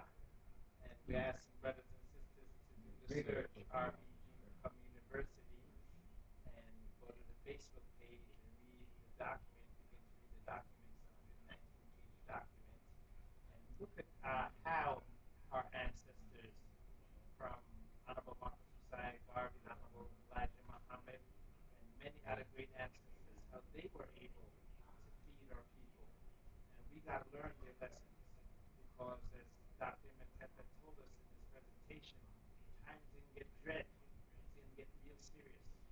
Are we going to be able to feed ourselves just like how it was in the Depression time back in the 1930s? But he said it's going to be worse. Brothers and sisters, as our President General said, we have to listen very closely and learn. So I want to thank you again, my brother, for the beautiful presentation. And we look forward for our Education Coordinator Dr. Imhotep presenting on the 3rd and 5th Sundays of each month. This month there is not a 5th Sunday, so Dr. Imhotep will be again with us in October, the 3rd Sunday of the month. And I'll definitely send out this topic. He'll say it's a continuation of what we started here this afternoon, and it was so professionally done. And I got a lot of knowledge over it, and I've been looking forward to even getting into more in Communiversity.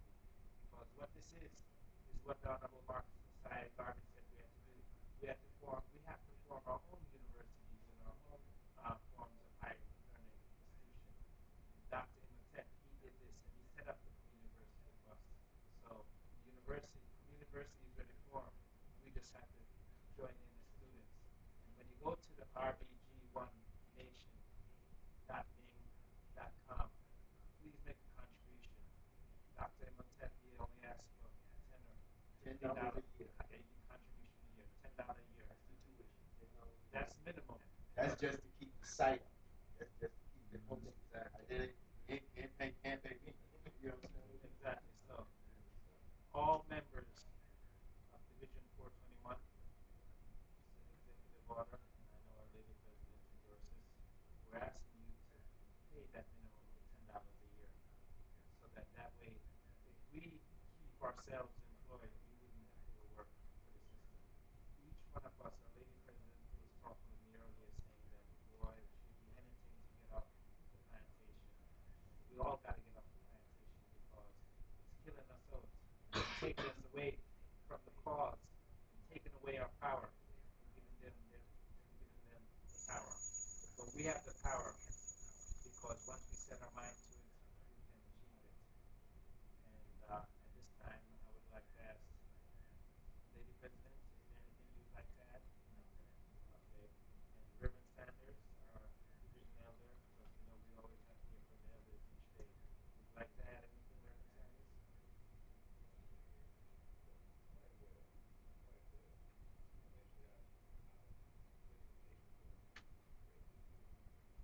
Yes, and we thank the President